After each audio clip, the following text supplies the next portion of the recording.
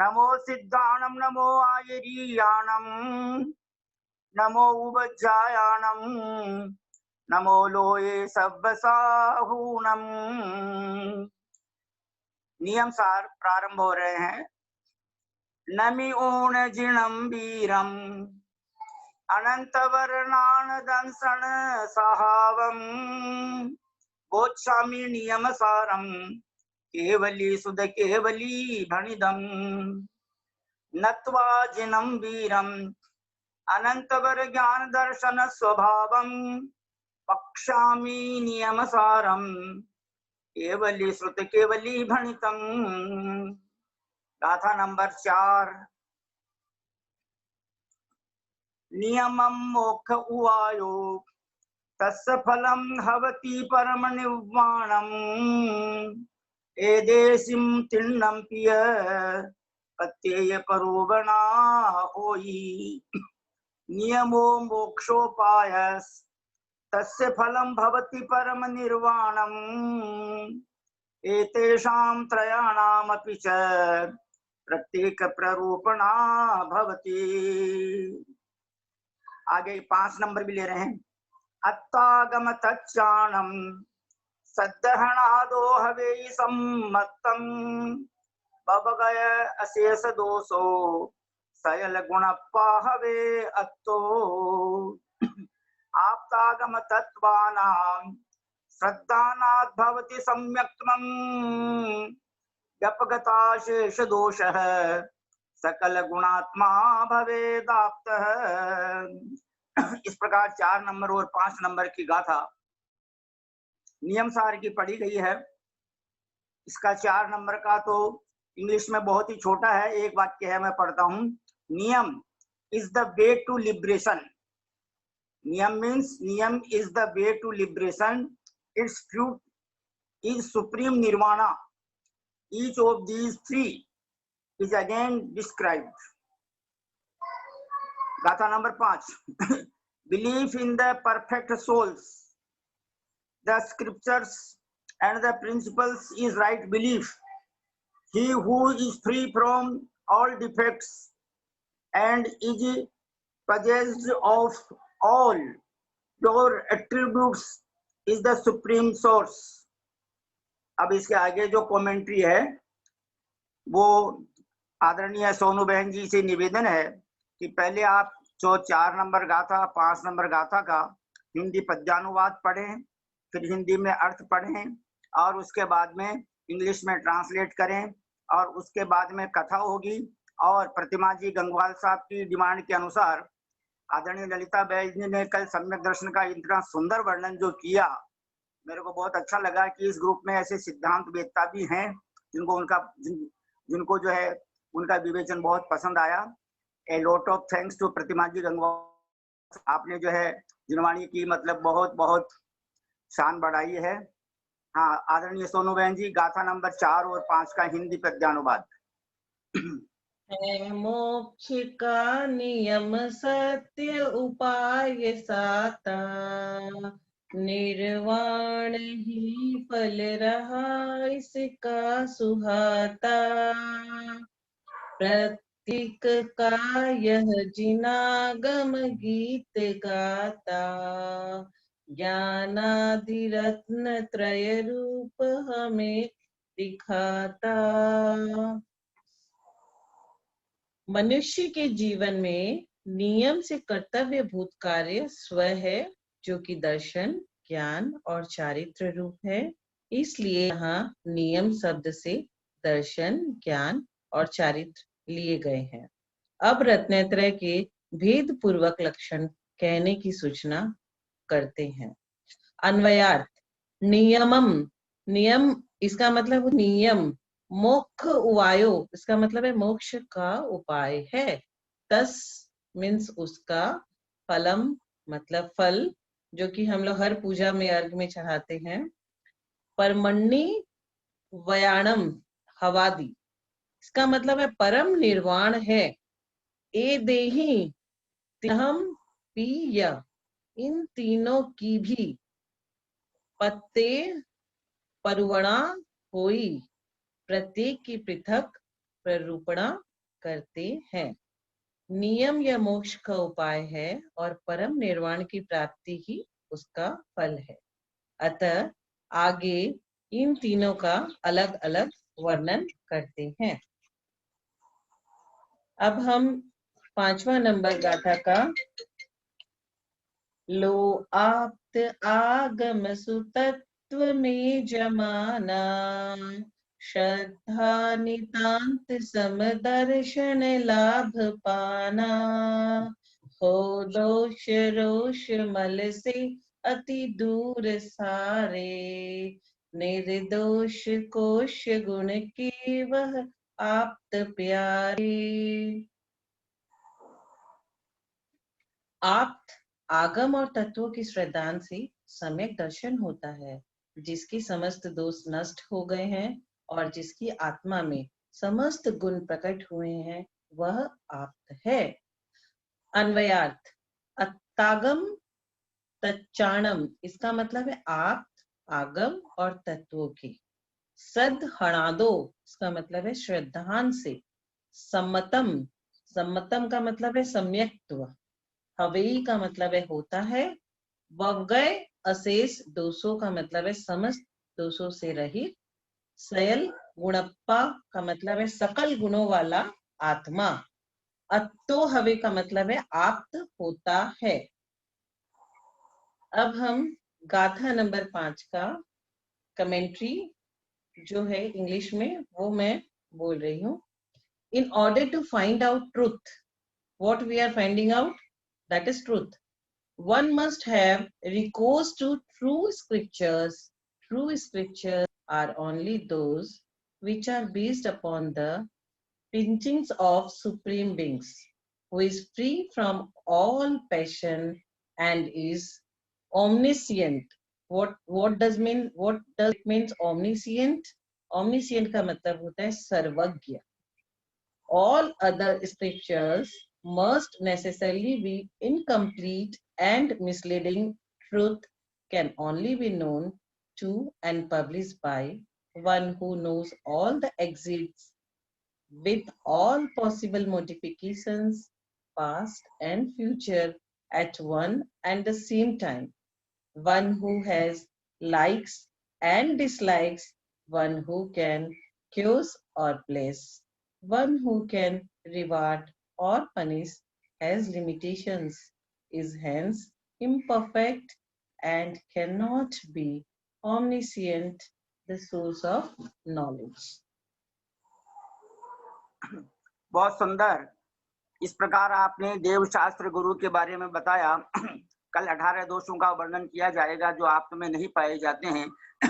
कल अष्टमी है, इसलिए कल जो है दोपहर में नियम सार का अध्ययन नहीं होगा और एक ही भाव स्तोत्र के जो श्लोक हैं उनका अध्ययन होगा। अब मैं परम आदरणीय सुलोचना बहन जी जो शिलोंग मेघालय से बिलोंग करते हैं, सुलोचना बहन जी से विनम्र निवेदन करता हूँ कि आज निर्दोष सप्तमी, आज उत्तम आर्जव धर्म का दिन है। आचार्य गुरुवर वर्धमान सागर महाराज जी का, परम पूज्य आचार्य रत्न श्री वर्धमान सागर महाराज का आज के दिन जन्म हुआ था। तिथि के अनुसार वैसे 18 सितंबर 50 का जन्म है, 1950 का है। आज 70 कंप्लीट हो गए और परम पूज्य गणनी रत्न प्रकांड विदुषी आर्यका माता जी श्री सुपाश्मती माता जी ने आज के दिन आर्यका दीक्षा ग्रहण की थी विक्रम संवत 2014 में। अगर अभी 77 चल रहा है या 78 जो भी चल रहा है, तो मतलब उनको 63-64 वर्ष हो गए दीक्षा लेकर के। आर्यका सुपाश्मती माता जी, उनका समाधि मरण भी हो गया 4-5 वर्ष 6 वर्ष पहले।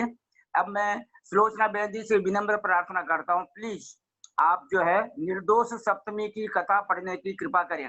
और सोनू बहन जी आपसे निवेदन है, कनक जैन जी अग्रवाल अजमेर के पास नारेली है, उनको भी आप जोड़ लेना। वो एक भजन गाएंगे, 7 प्रतिमाधारी हैं, दोनों पति पत्नी 7 प्रतिमाधारी हैं। और इस भजन के बाद इस कथा के बाद उनका भजन होगा और तत्पश्चात आदरणीय ललिता बहन जी साहब से विनम्र प्रार्थना है सम्यक दर्शन के विषय पर और भी हमें जानकारी देने की कृपा करें। पंडित जी कनेक्ट करूंगी, उनका नंबर दीजिए। आपको जय जिनेन्द्र लिख के भेजा ना उन्होंने व्हाट्सएप में। अच्छा ठीक है। साथियों सबको जय जिनेन्द्र। ललिता जी को नमस्कार। निर्दोष सप्तमी व्रत कथा। मगध देश के पाटलिपुत्र नगर में प्रतिपाल राजा राज्य करता था। उसकी रानी का नाम मदनावती था। इसी नगर में सेठ अरहत दास एवं सेठ धनपति क्रम से अपनी लक्ष्मीवती एवं नंदिनी सेठानी के साथ रहते थे। नंदिनी के पुराण मुरारी नाम का एक पुत्र था। शाम के काटने से मुरारी मर गया, इसीलिए नंदिनी तो बहुत ही शोकाकुल रहती थी। जैसे जैसे उसे कोई समझाता था वैसे उसका शोक अधिक बढ़ता जाता था। एक दिन नंदिनी के रुदन को सुनकर लक्ष्मीवती सेठानी की समझ में आया कि नंदिनी के घर कोई मंगल गान हो रहा है। फिर उसने सोचा कि कोई ऐसा मंगल कार्य तो उसके घर में है नहीं, तब किस कारण वह गायन हो रहा है, चल कर पूछो तो सही कि क्या बात है। ऐसा विचार कर लक्ष्मीवती ने सहज स्वभाव से नंदिनी से हंसते हुए पूछा, ओ बहन, तुम्हारा घर कोई मंगल कार्य तो हमने सुना नहीं, तब ये गायन किस लिए हो रहा है, कृपा कर बताओ। तब नंदिनी क्रोध में आकर बोली, बहन तुझे तो हंसी की पड़ी है, मुझ पर तो दुख पहाड़ टूट पड़ा है। मेरा कुल का दीपक, आंखों का तारा पुत्र सर के काटने से मर गया है। इसी से मेरी नींद और भूख प्यास सब चली गई है। मुझे संसार सुनना लगता है, मुझे रोना आता है, तो और तुझे हंसी आ रही है। जा जा अपने घर जा, एक दिन तेरे घर भी ऐसा दिन आएगा, तब जानेगी कि दूसरे का दुख कैसा होता है। लक्ष्मीवती अपने घर चली गई। नंदिनी ने निष्कारण उससे वेर बांध लिया एवं वेर निकालने के लिए एक जहरीला नाग मंगवा कर उससे लक्ष्मीवती के घर एक घड़े में बंद करवा कर भिजवा दिया। उसने कहला दिया कि इस घड़े में सुंदर हार रखा है, सो तुम धारण कर लो। नंदिनी का अभिप्राय था कि जब लक्ष्मीवती घड़े में हार डालेगी तो सांप उसे काट खाएगा और अदुखियों की हंसी का करने का फल पा जाएगी। दासी लक्ष्मीवती के घर वह विषैले सांप का घड़ा लेकर गई एवं यथायोग सम्मान के वचन कहकर घड़ा भेंट कर दिया। लक्ष्मीवती ने दासी को पारितोषिक देकर विदा किया। पश्चात स्वयं घड़े को खोलकर उसमें से हार निकाल कर पहन लिया और हर सहित जिनालय में वंदना करने को गई। पुण्य का प्रभाव तो देखिए कि जहरीला नाग फूल की माला में परिवर्तित हो गया। मंदिर में मदनवती रानी ने उसे देख लिया और राजा से लक्ष्मीवती जैसा हार मांगा देने के लिए हट की।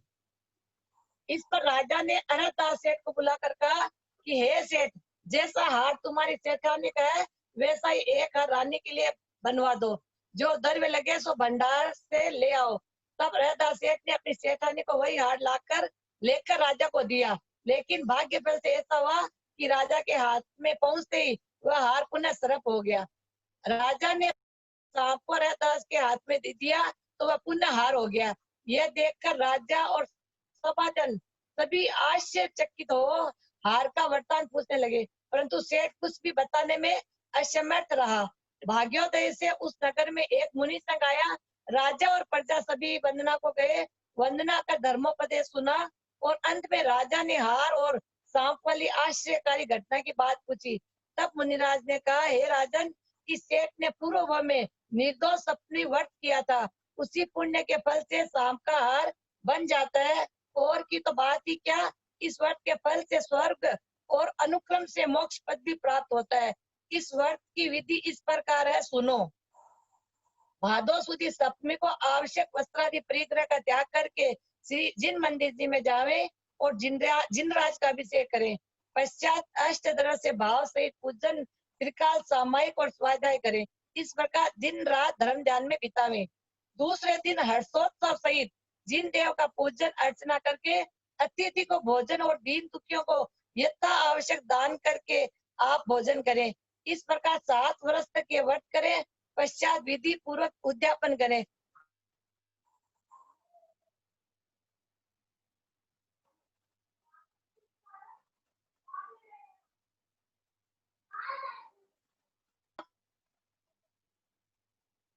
के पकवान और 7 प्रकार के फल तथा मेवा 7 राकों को बांटे।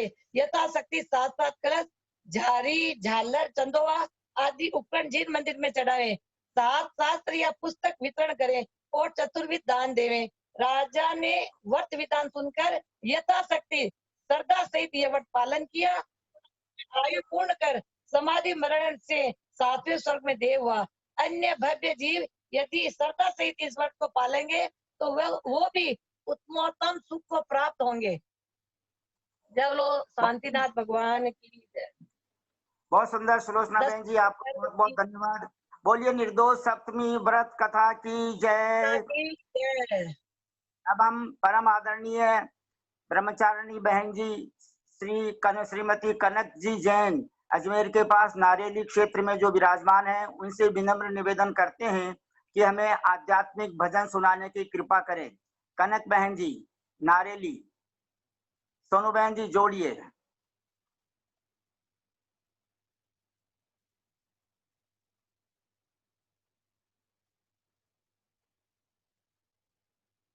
हेलो सोनू जैन जी मैं उन्हें कैसे जोड़ू? लिंक तो उन्हें ही क्लिक करके आना पड़ेगा। वो किस नाम से आई हैं, मैं खोज नहीं पा रही उनको। उन्होंने आपको जय जिनेन्द्र लिख के भेजा था ना, सुबह आपसे तो बात हुई थी। उनको तो मैंने व्हाट्सएप में ऐड कर दिया, लेकिन पंडित जी साहब उनको मैं व्हाट्सएप ग्रुप में ऐड किया था। जूम तो खुद लिंक में होगा ना। आप दूसरे फोन से उनसे बात कर लो, तब तक जो है हम दूसरा विषय चलवा रहे हैं। अब हम परम आदरणीय ललिता बहन जी से विनम्र निवेदन कर रहे हैं कि प्लीज 15 मिनट तक आप जो है हमें सम्यक दर्शन के बारे में और आगे जानकारी देने की कृपा करें। परम आदरणीय ललिता बहन जी साहब, तब तक मैं सूचना दे रहा हूं कि पंच परावर्तन जो अपने विवेचन हुए थे वो सब मेरे पास जो है प्रिंट होकर के आ गए हैं। उनकी सुपुत्री मधु दूदानी जी दिल्ली वालों ने मेरे पास भेज दिया है और वो परिवेशन के बाद सबके पास पहुंच जाएगा। और दूसरी बात, रिंकू जी जैन छाबड़ा ने समय सार के 73 गाथा तक तैयार कर दिए हैं, जीव अधिकार और अजीब अधिकार। अब मैं सोनू बहन जी आपसे निवेदन कर रहा हूँ। सोनू जी आप सुन रहे हो? हेलो। हाँ पंडित जी। हाँ पंडित जी।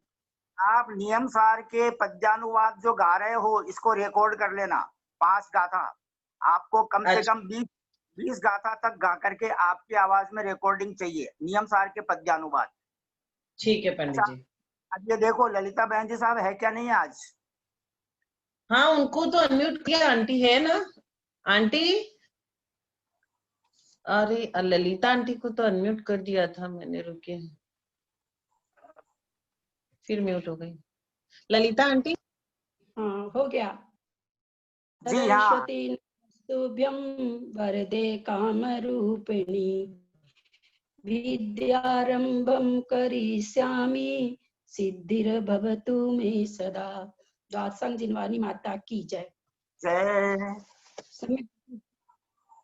सम्यक दर्शन अपने आप में कितना महत्वपूर्ण है, इसके लिए दर्शन पाहुड़ में एक गाथा आचार्य श्री कुंद आचार्य जी की आई है। जब हम लोग अष्ट पाहुड़ पढ़ रहे थे तब पढ़े थे इस गाथा को। दंसन भट्टो दंसन भट्ट सनति निवाणम सीजंती यदि भट्ट चरित्र भट्टा दंसन भट्टा न सीजंती। आचार्य क्या करे, दर्शन भ्रष्ट ही वास्तव में भ्रष्ट है, क्योंकि दर्शन भ्रष्ट को निर्वाण नहीं होता। चारित्र भ्रष्ट को मोक्ष हो जाता है पर दर्शन भ्रष्ट को मोक्ष नहीं होता। ऐसा आचार्य कुंद आचार्य दर्शन पाहुड़ में बता रहे हैं। ऐसा ही असम्यक दर्शन हम लोग कल जाने कि सम्यक दर्शन एक प्रकार का, वीतराग सराग 2 प्रकार का, निश्चय व्यवहार 2 प्रकार का, अधिगमज और निसर्गज 2 प्रकार का। शब्दों के माध्यम से देखें तो संख्यात प्रकार का, श्रद्धान करने वालों के हिसाब से देखें तो असंख्यात प्रकार का, और अध्यवसाय स्थानों के हिसाब से देखें तो अनंत प्रकार का होता है। इस सम्यक दर्शन के लिए ऐसे बताया गया है। बाकी 3 सम्यक दर्शन प्रमुखता से जाने जाते हैं, और छायोपसमिक, औपसमिक, छायोपसमिक और छायिक। औपसमिक सम्यक दर्शन अनादि मिथ्या दृष्टि को सर्वप्रथम जो सम्यक दर्शन होता है वो औपसमिक सम्यक दर्शन होता है। ये कितने काल तक रह सकता है, इसकी जघन्य से जघन्य भी अंतर्मुक्त रहता है, उत्कृष्ट से उत्कृष्ट भी अंतर्मुक्त रहता है। छायिक सम्यक दर्शन छायिक सम्यक दर्शन की स्थिति कितनी है तो 8 8 वर्ष अंतर्मुहूर्त 2 पूर्व कोटि घटेगा, ये अधिक से अधिक, उसके बाद मोक्ष जाएगा। कैसे जन्मा वहां पर 8 वर्ष अंतर्मुहूर्त के बाद उसको छायिक सम्यक दर्शन हो गया, तो 1 कोटि पूर्व की वहां पूरी किया, फिर वो 33 सागर सर्वार्थ सिद्धि में चला जाता है। सर्वार्थ सिद्धि में जाके 33 सागर की आयु पूर्ण करके वापस 1 पूर्व कोटि की आयु लेकर जन्मता है। पूरा 1 पूर्व कोटि की आयु भोगने के बाद में अंत समय उसको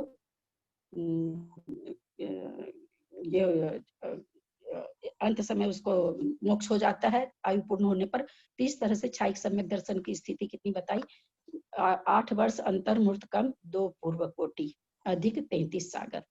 छायोपसम्य की 66 सागर है। पर मेरा ऐसे याद आता है पंडित जी साहब, तात्पर्य वृत्ति का जब स्वाध्याय किया था सूरत सागर आचार्य जी की, उसमें मुझे ऐसा याद आता है कि 66 सागर के बाद एक क्या नाम है सो लघु काल के लिए दूसरा भाव प्राप्त करके पुनः 66 सागर तक छायोपसमिक रह सकता है। उन्होंने 132 सागर घटा के बताया था। 66 सागर तो सामान्य से ग्रंथों है ही लिखा हुआ, वहां मैंने पढ़ा। ये लगातार रहने की बात है, एक दिन में हजारों बार छूट, हजारों बार होता है, ये तो हम लोग को पढ़ने में आता ही है। माता जी ने भी आराधना समुच्चय में बताया है। लेकिन कंटिन्यू भी ये 66 सागर तक बना रह सकता है। और अगर लघु काल के लिए दूसरा ये अंतर्मुहूर्त के लिए दूसरा जन्म धारण करके फिर वापस 66 सागर तक रह सकता है, ऐसा भी पढ़ने में आता है। इस तरह से सम्यक दर्शन की इतनी महिमा है। छायिक सम्यक दर्शन किसको प्राप्त होता है? प्रथमोपसम सम्यक दर्शन कौन पा सकता है? तो आचार्य कहते हैं चारों गति वाला जीव प्रथमोपसम सम्यक दर्शन कर सकता है, कोई भी इसमें ये नहीं है। लेकिन छायिक सम्यक दर्शन प्राप्त करने के लिए हमको केवली का पादमूल अथवा श्रुत केवली का पादमूल की जरूरत होती है। इसमें 7 प्रकृतियां क्षय होने से छायिक होता है। लेकिन अगर 4 अनंतानुबंधी सम्यक मिथ्यात्व और सम्यक मिथ्यात्व और मिथ्यात्व प्रकृति का क्षय कर दिया, उसके बाद अंतर्मूर्तक वेदक वेदक रहता है। उसके अंदर किसी जीव का अगर तो वो पहले ही आयु अगर अशुभ बांध लिया है नरक की त्रियंच की, तो उसमें भी जा सकता है। लेकिन कहते चारों ही आयु में जाने पर अपर्याप्त अवस्था में ही वो छायिक सम्यक को ग्रहण कर लेता है। इसकी ऐसी महिमा है। अगर कोई कृत वेदक होके मर रहा है और वो छायिक नरक में जा रहा है, इसके लिए आचार्यों ने कहा है कि इसकी मतलब अगर अंतर्मूर्त कृत वेदक काल अंतर्मूर्त तक है, उस अंतर्मूर्त का 4 भाग हम कर दें। अगर पहले भाग में मरता है तो देव पर्याय में जाता है। देव पर्याय में जाता है, देव पर्याय में पर्याप्ति पूर्ण होने के पहले छायिक सम्यक दृष्टि हो जाता है। दूसरे समय अगर अंतर्मूर्त के दूसरे उसमें जाता भाग में, तो देव या मनुष्य में जन्म ले सकता है, तो मनुष्य भी पर्याप्ति पूर्ण होने के पहले, और वो तीसरे भाग में मरता है तो कहते देव भी बन सकता है, मनुष्य भी बन सकता है, त्रियंच भी बन सकता है। त्रियंच पर्याप्ति पूर्ण करने के पहले वहां भी वो छायिक सम्यक दृष्टि बन जाएगा। और अगर अंतर्मूर्त के चौथे उसमें विभाग में भाग में मरण करता है, तो कहते हैं कि वो देव भी बन सकता है, मनुष्य भी बन सकता है, त्रियंच भी बन सकता है और नारकी भी बन सकता है। और नियम से अपर्याप्त अवस्था में ही छायिक सम्यक को प्राप्त कर लेता है। ये तो बात हुई जो कृत वेदक पने को प्राप्त करके जो मरण कर लेता है, उसकी ये बात हुई कि वो इस तरह से पहले ही छायिक सम्यक दर्शन को प्राप्त कर लेता है। हम लोग इसको थोड़ा सा अगर मार्गना के हिसाब से समझे तो और अच्छा रहेगा। जैसे मार्गना है ना, गई इंदिये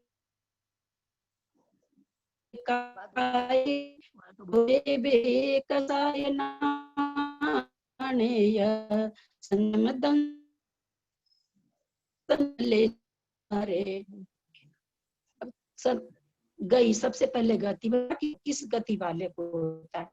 तो कहते हैं चारों गति वाले को होता है सामान्य से। और विशेष से अगर हम कथन करेंगे तो हम तीनों सम्यक दर्शन को घटाएंगे कि किस गति में कौन सा हो सकता है। तो नरक गति में सारी पृथ्वियों में यानी 7 नरकों में पर्याप्त नार्दन होता है। हम ये जानते हैं कि नरक में जाने के पहले अगर छायोपशमिक सम्यक दर्शन रहता है तो वो अंतमरण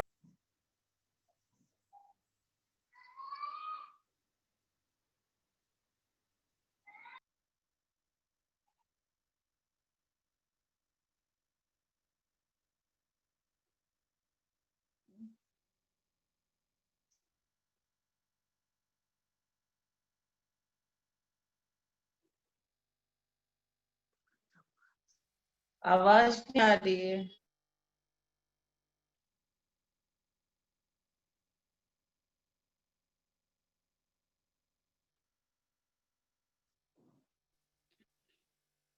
हाँ, हेलो हेलो, अब आ रही है आंटी, आवाज आ रही है अब आपकी। हाँ, तो नरक गति में आचार्य हमें बता रहे हैं, क्योंकि जब हम 14 मार्गना की बात करते हैं तो 14 मार्गना मतलब खोजना, जीवों को खोजना कि भाई अगर किस गति में है, किस काय में है, किस योग में है, इसको मार्गना कहते हैं। तो सबसे पहली मार्गना होती है गति। तो गति में सबसे पहले नरक गति से चलते हैं। तो नरक गति में आचार्य कहते हैं कि किसी को भी पर्याप्त अगर औपसमिक सम्यक दर्शन और छायोपसमिक सम्यक दर्शन किसी को होगा तो पर्याप्त नारकी को ही होगा। अपर्याप्त नारकियों की अवस्था में ये दोनों सम्यक दर्शन नहीं पाया जाता है। लेकिन पहले पृथ्वी में पर्याप्त अपर्याप्त नारकियों के छायिक सम्यक दर्शन और छायोपसमिक सम्यक दर्शन होता है। ये विशेष कथन हुआ। वो सामान्य कथन हुआ कि अपर्याप्त पर्याप्त अवस्था में ही सम्यक छायोपसमिक पाया जाएगा। ये विशेष कथन हुआ कि प्रथम नरक में अगर कोई जा रहा है छायिक सम्यक दर्शन के साथ जा रहा, छायिक सम्यक दर्शन छूटता नहीं, हम लोग सभी कोई जानते, लेकिन छायोपसमिक सम्यक दर्शन भी अगर कोई पहले नरक में जा रहा है तो वो भी नहीं छूटता है। त्रियंच गति में क्या होता है, बोला त्रियंच गति में पर्याप्त त्रियंचों के तो औपसमिक सम्यक दर्शन होता है। छायिक और छायोपसमिक सम्यक दर्शन पर्याप्त और अपर्याप्त दोनों प्रकार के त्रियंच को होता है। यहाँ शंका खड़ी हो जाती है कि छायिक सम्यक दृष्टि त्रियंच गति में कैसे जा रहा है। छायिक सम्यक दर्शन प्राप्त उसने बाद में किया, त्रियंच गति वो पहले बांध लिया। ऐसा जो त्रियंच ऐसा जो मनुष्य होता है वो छायिक सम्यक दर्शन त्रियंच गति में जाने के लिए भोग भूमि में जाता है, उत्तम भोग भूमि में जाकर के छायिक सम्यक दर्शन के साथ वहां उत्पन्न होता है, क्योंकि उसने आयु पहले बांध ली थी। इसलिए कहते हैं आचार्य की पर्याप्त त्रियंच में औपसमिक सम्यक दर्शन तो हम लोग जान ही चुके हैं कि चारों गतियों में हो सकता है। प्रथम उपसम सम्यक दर्शन अनादि मिथ्या दृष्टि को जो होता है, फिर छायोपसमिक भी कह रहे हैं, पर्याप्तक अपर्याप्तक दोनों प्रकार के त्रियंचों को होता है। त्रियंचनी के छायिक सम्यक दर्शन नहीं होता है। और औपसमिक छायोपसमिक पर्याप्तक कोई त्रियंचनी है, यानी स्त्री वेदी। त्रियंचनी का मतलब इस द्रव्य से स्त्री वेदी। एक चीज हम लोग जान ले, भाव से जो वेद होता है, भाव वेद की बात, भाव से यहाँ कर्मकांड जी में आया है। नेमी चंद्राचार्य बता रहे हमको कि भाव से स्त्री वेदी नपुंसक वेदी के छायिक सम्यक दर्शन भी हो सकता है, तीर्थंकर प्रकृति का बंध भी हो सकता है, और आहारक द्वीप का बंध भी हो सकता है। बंध हो सकता है, उदय नहीं। उदय तो पुरुष वेद में, लेकिन छायिक सम्यक दर्शन का तो छायिक सम्यक दर्शन वाले स्त्री वेदी पुरुष नपुंसक वेदी भी मोक्ष जा सकते भाव से भी पुरुष वेदी के ही आएगा, द्रव्य से तो पुरुष वेदी के आएगा ही आएगा।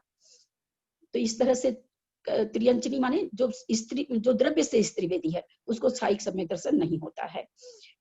तो फिर कौन सा होता है हमको, तो कहते हैं पर्याप्त त्रियंचनी को औपसमिक और छायोपसमिक पर्याप्त त्रियंचनी को होता, अपर्याप्त में नहीं होता, क्योंकि अपर्याप्त में होने से सम्यक दर्शन के साथ कोई पर्याय में नहीं, द्रव्य स्त्री वेदी में कोई जन्म नहीं लेता है। ये में कह रहे छायिक छायोपसमिक सम्यक दर्शन पर्याप्त अपर्याप्त दोनों प्रकार के मनुष्यों को होता है। औपसमिक सम्यक दर्शन पर्याप्त मनुष्यों के ही होता है। ऐसा क्यों है औपसमिक सम्यक दर्शन पर्याप्त को? इसलिए सभी चारों गति में बता रहे हैं औपसमिक सम्यक दर्शन पर्याप्त को ही होता है, क्योंकि औपसमिक सम्यक दर्शन का इतना छोटा समय है और इतनी जो उसके लिए होने के लिए विशुद्धि चाहिए, वो विशुद्धि अपर्याप्त अवस्था में नहीं हो सकती है। इसलिए औपसमिक सम्यक दर्शन जब भी होता है, किसी भी गति वाले को होता है, पर्याप्त होने पर ही होता है। सम्यक दर्शन जो छायिक छायोपसमिक सम्यक दर्शन पर्याप्त अपर्याप्त दोनों प्रकार के मनुष्यों के होता है। औपसमिक सम्यक दर्शन पर्याप्त मनुष्यों के ही होता है, अपर्याप्त मनुष्य को नहीं होता है। मनुष्यों के मनुष्य जो द्रव्य से स्त्री वेदी है, स्त्री वेद है, यानी जो स्त्री है, उनको पर्याप्त अवस्था में तीनों सम्यक दर्शन हो सकते हैं, लेकिन अपर्याप्त अवस्था में नहीं। फिर कहते हैं देवगति में पर्याप्त अपर्याप्त दोनों प्रकार के देवों को तीनों ही सम्यक दर्शन होते हैं।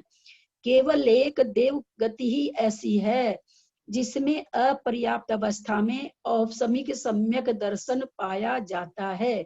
4 गतियों में से केवल देव गति ही ऐसी है जिसकी विग्रह गति में भी औपसमिक सम्यक दर्शन पाया जाता है। कैसे पाया जाता है, इसको हम समझे।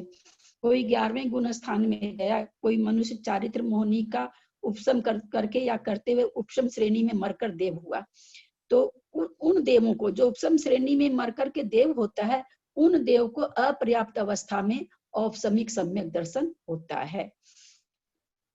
वनवासी, व्यंतरवासी, ज्योतिषवासी देवों को, इनके तीनों देवांगनाओं को तथा स्वधर्म ईशान कल्प में उत्पन्न देवांगनाओं को छायिक सम्यक दर्शन नियम से नहीं होता है। औपसमिक और छायोपसमिक ये 2 सम्यक दर्शन हो सकते हैं, वो भी पर्याप्त के। तो हमने अभी गति से समझा। गति के बाद आता है इंद्रिय। इंद्रिय मार्गना में ये हम सभी जानते हैं कि कोई भी सम्यक दर्शन 4 इंद्रिय टेक्निकल इंद्रिय को तो होने का मतलब ही नहीं है। पंचेंद्रिय जीवों को तीनों सम्यक दर्शन होते हैं, अन्य जीवों को कोई भी सम्यक दर्शन नहीं होता। काय से घटाएं तो काय मार्गना के अनुभव से त्रस जीवों को ही होता है, स्थावर जीवों को होता नहीं है यह सम्यक दर्शन। और त्रस कायिक जीवों को तीनों ही सम्यक दर्शन हो सकते हैं, अन्य काय वालों को कोई भी सम्यक दर्शन नहीं होता। योग, फिर उसके बाद गई इंद्रिय काय योग है।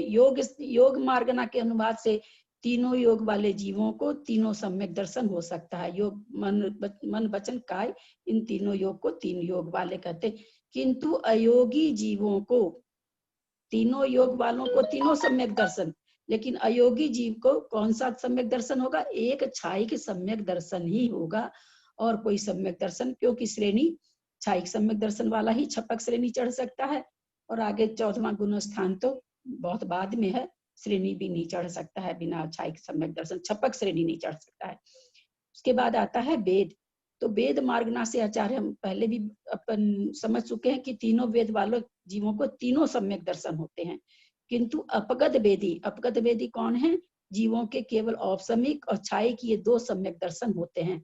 कैसे समझे इसको हम, अपगत वेद किसको कहते हैं, 9वें गुण स्थान में पुरुष वेद भी चला जाता है, उसके बाद जीव अपगत वेदी हो जाता है। तो दोनों सम्यक दर्शन कैसे घटा दिए, द्वितीय उपसम सम्यक दर्शन जो प्राप्त कर रहा है वो 11वें गुण स्थान में जा रहा है, 9वें गुण स्थान में उसने भी सारे वेदों का उपसम कर दिया, वो भी वहां पर अपगत वेदी कहला रहा है। इसलिए कह दिया गया कि औपसमिक छायिक तो होता ही है, छपक श्रेणी चढ़ने वाला, वो तो अपगत वेदी होगा ही होगा, लेकिन औपसमिक सम्यक द्वितीय उपसम जो कर रहा है वो भी अपगत वेदी होगा। यानी वेद मार्गना में कहते हैं कि अपगत वेदी को, तीनों वेद को तो तीनों सम्यक दर्शन हो गया, और जो अपगत वेद हैं उसमें 2 सम्यक दर्शन हो सकता है, उपसम श्रेणी के दृष्टि से औपसमिक सम्यक दर्शन, और छपक श्रेणी की दृष्टि से छायिक सम्यक दर्शन हो सकता है। उसके बाद जो ये वेदे कसाय मार्गना के अनुवाद से चारों कसाय वाले जीवों को तीनों ही सम्यक दर्शन होता है, क्योंकि सम्यक दर्शन जहाँ पर 4 कसाय का मतलब यहाँ पर क्रोधमान माया लोभ, 4थे गुण स्थान में ये चारों कसाई तो आगे तक जाती, 10वें गुण स्थान में जाके लोभ खत्म होता है। किंतु कहते कसाय रहित जीव को 2 ही सम्यक दर्शन होते हैं, वही औपसमिक और छायिक। ऐसे कह दिया, उपसम श्रेणी जो चढ़ रहा है वो भी 10वें गुण स्थान में, उसके भी कसाय खत्म हो गई।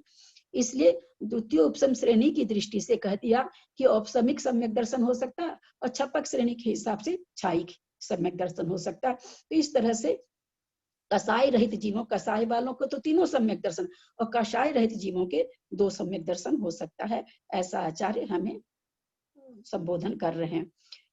कसाय के बाद ज्ञान, ज्ञान मार्गना में मति ज्ञान, श्रुति ज्ञान, अवधि ज्ञान, मन प्रय ज्ञान जीवों के तीनों ही सम्यक दर्शन होते हैं।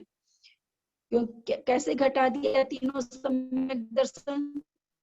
क्योंकि मत ज्ञान को सबको ही है, तो ये चौथे गुण स्थान में भी है ही है, और अवधि ज्ञान भी चौथे गुण स्थान में ही हो सकता है, मन पर्य ज्ञान भी छठे गुण स्थान में हो सकता है, और हम लोग के साथ में गुण स्थान में जुड़ सकता है। तो इस तरह से आचार्य कर रहे हैं कि तीनों ही सम्यक दर्शन चारों ज्ञान में हो सकता है, किंतु केवल ज्ञानी जीव को कौन सा सम्यक दर्शन होगा? क्योंकि 13वां गुण स्थान है, छपक श्रेणी चढ़ने के बाद, क्षय करने के बाद ये गुण स्थान होता है, तो छायिक सम्यक दर्शन ही होगा। उसके बाद नाने या संयम आता है। उसके बाद संयम मार्गना में आचार्य हमें कह रहे हैं सामायिक छेदोपस्थापना संयत जीवों के तीनों सम्यक दर्शन होते हैं। कैसे बता दिया? क्योंकि सामायिक छेदोपस्थापना संयम 7वें गुण स्थान तक है, तो वहां ऐसे संयमी जीव को जिनको सामायिक और छेदोपस्थापना संयम है, इनको तीनों सम्यक दर्शन हो सकता है, क्योंकि 7वें गुण स्थान तक हम जानते तीनों सम्यक दर्शन हो सकते हैं। परिहार विशुद्धि संयम को औपसमिक सम्यक दर्शन नहीं होता, क्योंकि औपसमिक सम्यक दर्शन में परिहार विशुद्धि संयम पलेगा ही नहीं, उसकी जो शर्तें हैं वो पलेगी नहीं, इसलिए औपसमिक सम्यक दर्शन में परिहार विशुद्धि संयम होगा नहीं। औपसमिक हो सकता है और छायिक हो सकता है, क्योंकि दोनों में परिहार विशुद्धि संयम का पालन हो सकता है, उसकी जो शर्तें हैं वो पालन हो सकती है। इसलिए 2 सम्यक दर्शन में परिहार विशुद्धि संयम में ये 2 सम्यक दर्शन हो सकते हैं। अब सूक्ष्म सांप्राय जो कि 10वां गुण स्थान है, संयत और यथाखात संयत जीवों के औपसमिक और छायिक सम्यक दर्शन होता है। फिर वही बात आ गई, सूक्ष्म सांप्राय 10वां गुण स्थान है, वहीं पर ये संयम भी होता है, तो जो उपसम श्रेणी चढ़ रहा है उसको औपसमिक सम्यक दर्शन है, जो छपक श्रेणी चढ़ रहा है उसको छायिक सम्यक दर्शन है। तो इस तरह से 2 सम्यक दर्शन वहां हो सकते हैं।